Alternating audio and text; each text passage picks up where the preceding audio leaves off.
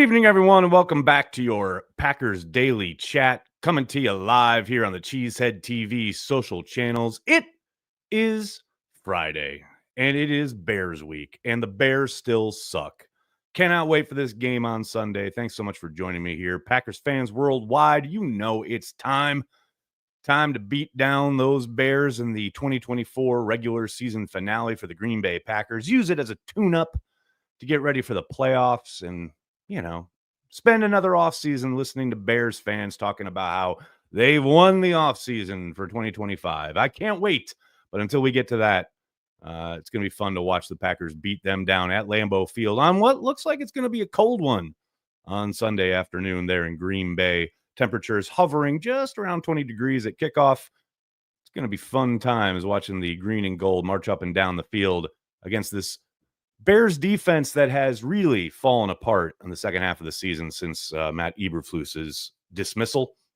Now, they're coming off a kind of a rebound performance against the Seahawks there last week, but for the most part, it has been tough stuff for the Bears defense, which obviously gave the Packers all sorts of fits throughout Eberflus's time in Chicago, though that game after the bye week last time around, the Packers moved the ball with some, pretty regularity, but they shot themselves in the foot, as they often do in the red zone. Jordan Love's interception, overthrow of Tucker Kraft kept points off the board.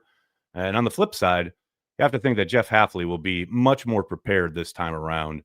Last game down there in Chicago was immediately after the coordinator switch, the play calling switch on the offensive side of the ball. He mentioned it yesterday. Have a much better idea and a much better handle of how they're operating on offense. Caleb Williams and company, who, man, you talk about a lost season. I mean, the Bears have done everything they can to make sure that their latest quarterback starts his career off as poorly as possible. And I think the kid's still immensely talented. There's no doubt about it. I think you get him a system and a coach and a play caller that actually works to his strengths and gives him the support he needs, he could be dangerous. But I don't suspect that's going to be the case on Sunday in Lambeau. It's going to be a lot of fun. Can't wait to see you guys here on the watch party all game long. Corey and I are going to be chatting it up with Packers fans worldwide. Hope to see you there. Good to see everyone here, already mixing it up in the comment section. Siggy, how you doing, man? Dennis, how are you? Driving. So many regulars here. King Favre's here. Look at this. David's here. Tony, how are you guys? Good to see everybody. Before we get to your comments and questions, let's give a shout out to our good friends over at Prize Picks. Prize Picks is daily fantasy sports made easy. You just select 2 or more players, pick more or less on their projected stats, and place your entry. Quick withdrawals, easy gameplay, and an enormous selection of players and stat types are what make Prize Picks the #1 daily fantasy sports app. Go to prizepicks.com and use code CHTV. Spend $5 on lineups and get $50 instantly. Prize Picks is available in 43 different states, most importantly, including Wisconsin. And that's right. Here are my picks for Sunday's game. Yeah, Jordan Love's going ham, and then they're going to pull him like end of the third quarter. Josh Jacobs, definitely getting in the end zone. Caleb Williams, not doing much on the ground or in the air. And yeah, DeAndre Swift, he ain't running all over the Packers. Send me your lineups, folks. Let me see them. Somebody sent me one on Instagram the other day that really made me laugh. It was basically all Packers doing over on everything. I mean, I don't suggest going that route, but hey, man, it's cool. If you got nothing but green and gold flowing through your veins, I tell you, if you're a Corey Banky, I understand it. Let's get to your chats here. King Favre, what's going on, man? What is simulated pressure? How is it different to a zone blitz? It is kind of like a zone blitz, actually. However, there are some other wrinkles and elements to it. There is a video here on the channel where I talked to Cody Alexander over there at Match Quarters about how Hafley sets up simulated pressure and what the different kind of components of it are. I won't go through it again here, but I highly recommend you check it out here on the channel. If you just search CHTV simulated pressure in your YouTube chat, or I'm sorry, in your YouTube search, you'll find it. It's good stuff. And Cody is a longtime defensive coach. He also, specializes in the secondary. He can give you a much more thorough overview than I could. Jeezy baby, what's going on, man? My 5-year-old has Siri play The Bears Still Suck multiple times a day. My job as a father is starting off well. She loves it. The song brings joy. It does bring joy, doesn't it? It is just a joyous song. There is no doubt about it. Like, you could just be on a random Tuesday walking down the street and then, put it on your headphones and life just feels better. There's no doubt about that. Joe Mailman, what's up, man? Spot for Getsy on staff in 2025 if Clements retires. I suppose it's a possibility, though. I just think Getsy's around doing much like Saleh is this year, drawing a paycheck, watching tape, and giving suggestions. Like Matt said today, for those of you who missed it, Luke Getsy, former quarterbacks coach in Green Bay, who went on to become the offensive coordinator in Chicago and with the Raiders. He has been apparently on staff now for a few weeks doing something similar to what Saleh is doing for the offense. He's doing it for the defense, essentially just giving a coach's eye to, trying to suggest things and point out things that maybe the defensive mind wouldn't be thinking of, and taking an offensive approach from the offensive vantage point of what they're doing on the defensive side of the ball. So it's an interesting thing. Matt's done it before. Aubrey Pleasant probably being the most recent example, but I doubt Getsy would return full time on staff. Maybe if Clements were to retire. But I tend to think Getsy would probably get a full-time gig someplace else first. But, never say never. Nick, what's going on, man? How you been? 12 wins and sweeping the Bears. Go, Pack, go. Got to be done. Got to be done, especially since that last game. Like I mentioned, the interception took points off the board, and then it took that last-second miraculous block field goal to win the game. You don't want to give Bears fans that through the entirety of the offseason, especially if they finally break the winning streak. Matt LaFleur having never lost to the Bears. The fact that they haven't won in Lambeau since 2015, that Thanksgiving game. Can't give it. And I saw an amazing stat today. The Packers have beaten the Bears. The Packers are 13-2 against the Bears in Green Bay in the months of December and January. The Bears' only 2 wins were in 2005 and 1979. That's crazy. That's crazy. I mean, these dudes have been going at it for 100 years, and those are the only 2 times in December or January that the Bears have won in Green Bay. That's pretty nuts. Simatovic, what's going on, man? Jerry Rice fumbled. It's funny that you put a trademark symbol there, because I think you're probably making a joke, but this is true. The very first shirt we tried to make here at Cheesehead TV literally only said Jerry Rice fumbled. That was the t-shirt we tried to make and put up on our store, and it was not allowed, because Jerry Rice owns that phrase. He owns the trademark, so that you can't utilize it. Pretty clever on Jerry's part. I still think we need to do some bootleg shirts. But yes, today is the anniversary. It was today in history when Jerry Rice most certainly fumbled. And obviously I'm totally over it. Luke Carnes, what's going on? Happy Friday, Nags. Is it still Pizza Friday for you and the girls? What's something you want to watch this weekend with the game?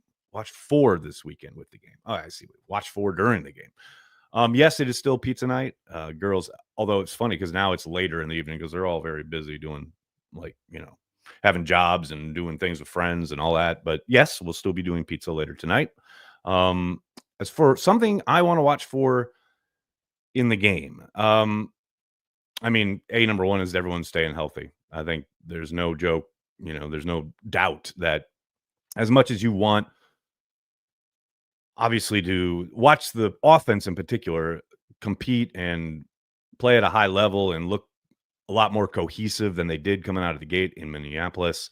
Number one, just get out of there healthy. That's the thing I'm most looking forward to, is getting on the backside of that game and everyone being okay and getting ready for whoever the next opponent is in the playoffs. But as far as the approach, I want a lot more consistency on offense. You'd like to see a smoother operation. Things were, and I think the word we kept coming back to this week was disjointed. Things were so disjointed on offense against the Vikings. Let's get in a rhythm. Let's see the offense get in a rhythm for, I'm not going to say the first time in a long time, because I think they got into a rhythm out of the gate in Seattle, although they seemed to lose it in the second half. But yeah, let's come out of the gate firing and take control of this game from the outset. Ed, what's going on, man? Thanks for the super chat. Really hoping that all our starters are sitting during the fourth. No fucking break. I feel you, man. Like I said, just stay healthy. And yeah, let's take control of the game and start kind of weeding starters out down the stretch in the second half. Mark, thanks for the super chat. Appreciate you. Steve, thanks for the super sticker, man. Happy New Year, Nags and fellow cheeseheads. Was sick, but cleared protocol this morning, so I'm going to Lambeau on Sunday. There you go. All right, Steve-O. Have the best time. And hey, bundle up. It's going to get on the cool side. But glad to hear you're feeling better, dude. Ian, thanks for the super chat, man. Hey, brother, love that you and I agree on Halfley now. Packers are winning it all this year. Packers fans that doubt it will come back around. Got to start a new trend. Who's going to win this weekend? Oh, the Packers are going to win this weekend. Come on now. You know this. Cheeto, how are you, man? With the end near for some teams, LOL, I'll note the Packers earned 31 playoff games versus the Bears 9 since 2000. Almost 2 full seasons of extra play. Let the Bears win the offseason. Grateful. Go, Pack, go. Yeah, I was talking to Corey about that the other day. It's like that feeling that we had under LaFleur. It's happened once of not getting to the playoffs, right? The final year with Aaron Rodgers. And before that, it was the year Mike McCarthy got fired. It's that empty feeling in January where the Packers aren't playing. It's weird that it feels so sudden because you can see it coming, when the schedule lays out. But this is what I always talk about with we feel somewhat as Packers fans. Yeah, we're entitled to some January football because that's what the Packers do. They play in the playoffs. Man, very different than when I was a younger man and the Packers were never in the playoffs. And I remember late season December games feeling like a playoff game because that was as close as we were ever going to get. And I've told the story before, like a late season win against the Vikings. I think Infante was the coach. Man, I remember we celebrated I don't know, like it was Mardi Gras because it was just huge. And I think we had a winning record for the first time in forever. And it didn't matter that we didn't get to the playoffs. We just couldn't believe we'd actually kind of won these games and we looked good doing it. And we had an offense and, oh my God, Sterling Sharp is the best and Magic Man's incredible, blah, blah, blah. But back then I never even dreamt about the playoffs. I mean, I'd seen it one time, and that was in a strike shortened season. Man, we've got it good now. We've got it so good now. It's crazy. Mike Witt, what's going on, man? I am thinking we see Malik sometime before half Sunday. Who are you thinking is going to win, Vikes or Lions? Random Packer, Johnny Holland. Mike, I'd be surprised if he's in before half, but I do think there's a decent chance we see Malik Willis in the second half. Hopefully, if things are going according to plan. Who do I think is going to win? I think the Lions are going to win. And I know the Vikings are playing well. They've got a better defense. And there's no doubt Sam Darnold is playing out of his mind. I think it's going to be a shootout, but I think the Lions are going to control the game at home. I do think, the Vikings are catching them at the right time. Obviously, they took a 10-0 lead last time around in their building, but the Lions came back and, I'm not going to say won the game in convincing fashion, but they certainly showed that they're, able to, there's nothing too big for them. The way they're operating on offense right now, though, and you saw that 49ers game, it was toe for toe for a while, and then they got a couple turnovers, give that offense more opportunities. They're going to put you away. And I don't necessarily think that's going to happen, against the Vikings, but I do think it's going to be a close one. But I do think the Lions take it. That would be my guess right now. Mark, thanks for the super chat, man. I'm getting 2003 vibes for the playoffs. Lost to Vic and Falcons. Random Packer. Mossy Cade. Beard looks better. Thanks, brother. Mossy Cade. Don't need that up in here. Jeezy baby. What's going on, man? Thanks for the super chat. If you're a coach, would you play Saquon for the record? No, absolutely not. I think Sirianni and company are making the right call.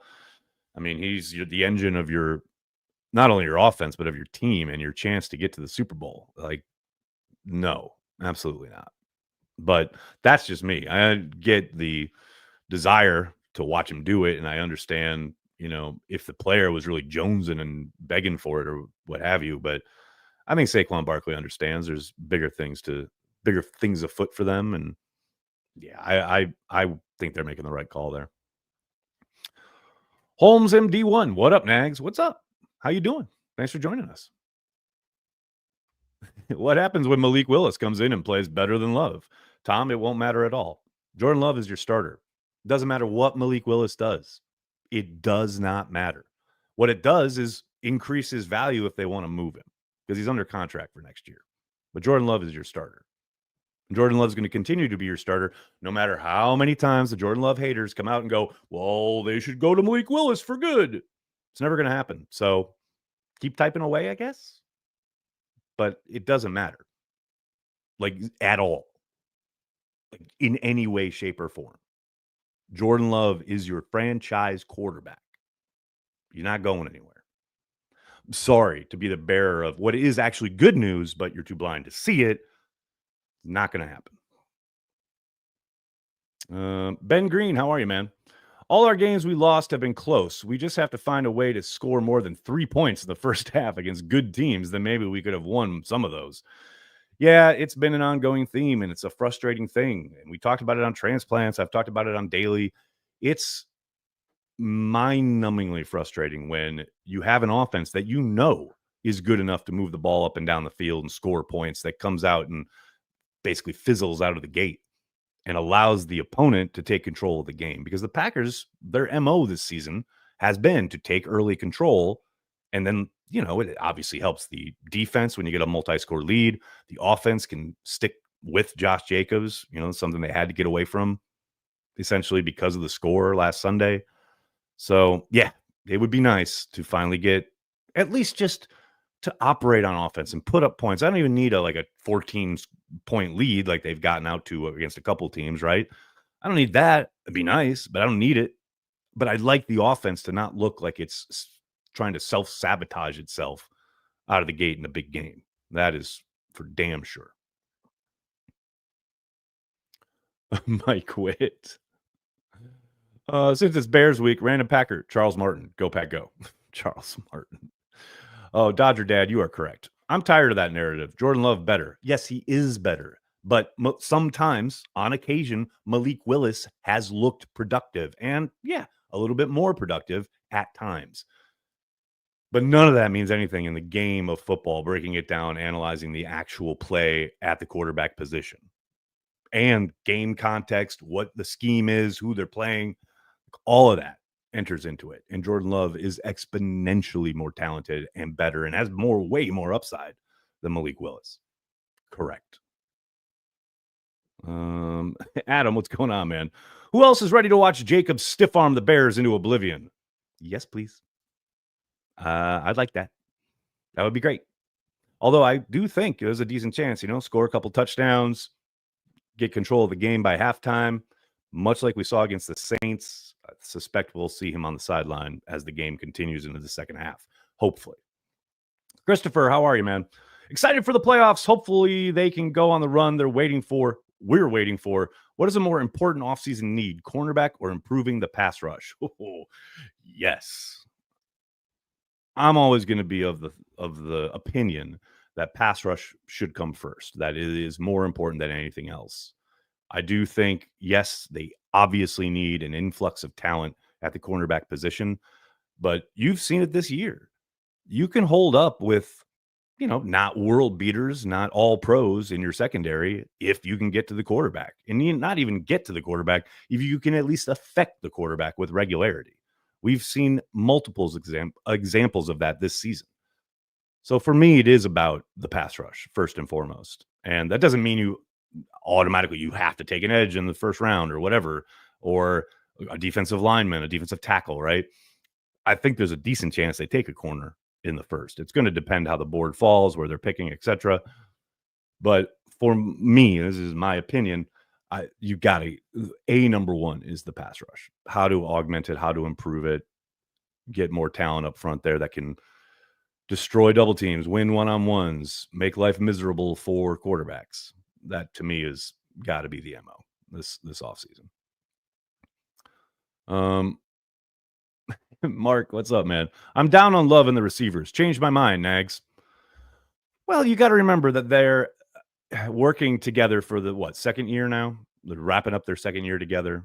And I know the expectations coming into the season were sky high, and everybody saw how productive and fluid it all was down like the last 6 games or so last season. I'll just remind everybody, and I know no one likes to hear this, but it is 100 billion% true.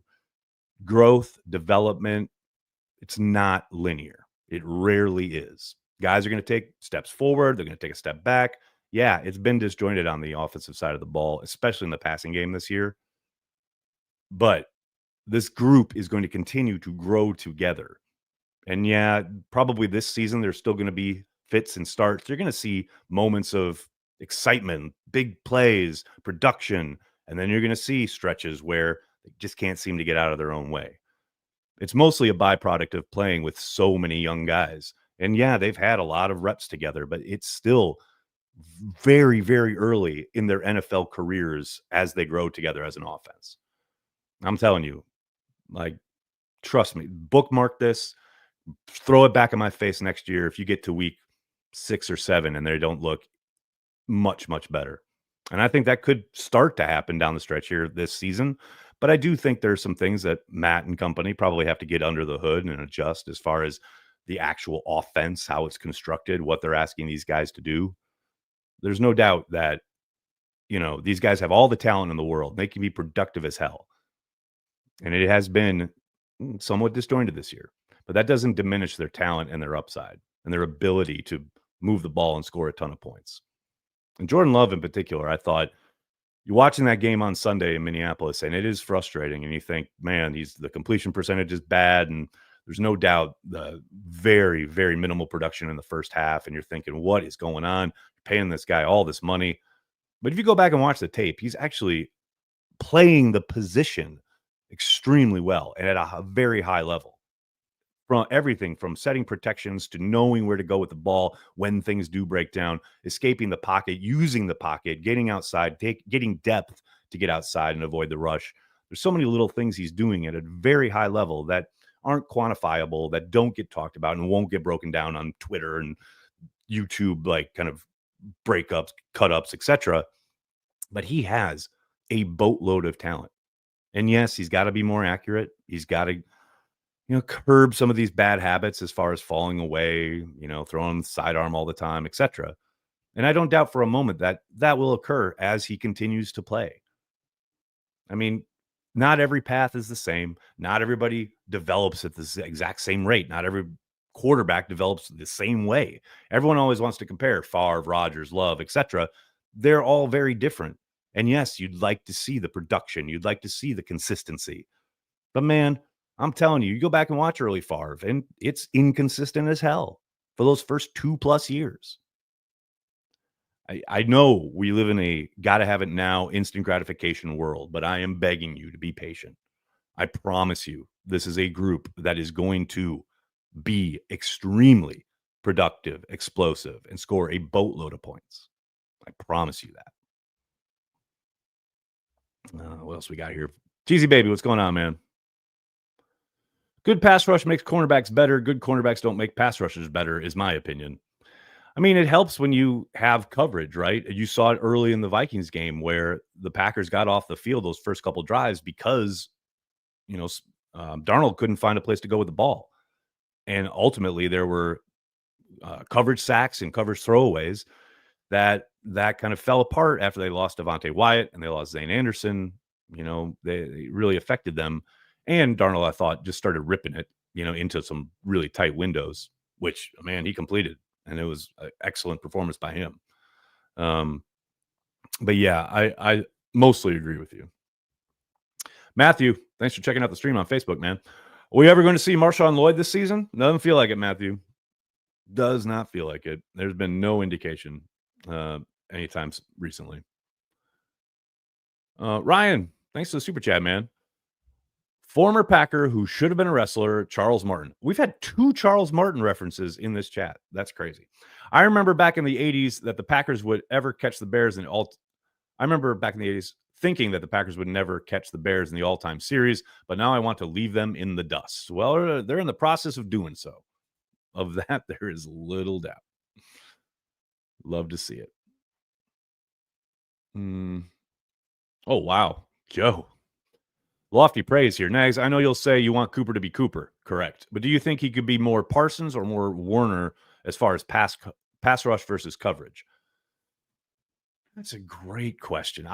Right now, what I see is more Warner, but I think there's no limit to what he could potentially become, do, depending on what you ask him to do. And you heard, if you nerded out and listened to Halfley yesterday at his press conference, he said they're working on some new stuff for him in regards to rushing the passer. So, yeah, we'll see how he continues to develop. Right now, I think he's got the ability to do that, but he has been hit and miss in coverage. I mean, clearly right now his strength is, obviously in the run game and making tackles for loss, really just destroying angles and cutting through attempted blocks. And man, the tape in Minnesota in that regard was really, really fun. What else we got here, folks? Logan, what's going on, man? Just want Jim McMahon. Just want to say, or you guys with your typing, just want to. Jim McMahon loves his Packers Super Bowl ring more than his Bears Super Bowl ring. I don't think that's true. Herb, what's up? Thanks for checking out the stream, man. The truth of the matter, last year we were much more inconsistent. I think our expectations were extremely high based on how we finished. I still feel like we are a better team now. Cheers. I tend to agree, and I think that's reflected in the fact that, obviously they clinched a playoff berth much sooner this season. The early kind of struggles were still there, but not, I don't think, to the extent we saw early last season. And yeah, some expectations were certainly set given how incredible they were down the stretch last season. And look, they could still hit some of those strides. I'm not going to say there's no way that, Jordan Love and these receivers could ever just, surprise us and have a really consistent big output, lots of yards and points, etc. It just feels like, yeah, they would love to run the ball a lot more than they want to throw it. And it's, kind of taken away from the, I want to say, not consistency, but like the repetition that gets you in rhythm that allows you to do some of the things we saw them do last year. I think that's part of the component there. Right now, here's an important question. Do you think Halfley's defense is reflected accurately in Madden? No, I do not. But I don't, begrudge it because no one really knew what to expect schematically. And I think some of what you've seen from Halfley this year is not really what he would like to do overall. If he had his druthers as far as personnel goes, that's kind of driving the approach. But yeah, I think the folks at Madden didn't really know what to expect as far as which parts of which schemes he'd be utilizing. I'm interested to see if things change next year, though. I think they rarely change in a big way. What an interesting question. First question you ever asked in a presser? God, that is a really good question. It had to have been at the combine because that's the first place I was ever credentialed. I can't remember, honestly. It was a long time ago. I remember being nervous as hell though. And there's not an art, but there's a practice to it as far as asking questions in a media availability when you're not used to it. That first time, I remember my knees were knocking. I was very fucking nervous. Yeah, God, that was a long time ago. I'll think about it. Maybe if I can think of it, I'll try and give it a shout out either, on Watch Party or maybe next week sometime. Logan, I just play Retro Bowl with Green Bay, so I have won 74 Retro Bowl championships. That's one way to go about it. I like it. All right, buddy, I'm going to have to get going. I cannot thank you enough for hanging out, talking Packers each and every day, Monday through Friday, right here on the Cheesehead TV social channels. Please do me a monster favor. Hit like on the video, subscribe to the channel, and then tell your friends and tell your family. Cheesehead TV, we are devoted to Green Bay Packers fans worldwide. Thanks a lot, everybody. Have a great weekend. I'll see you on Sunday. Go Pack Go.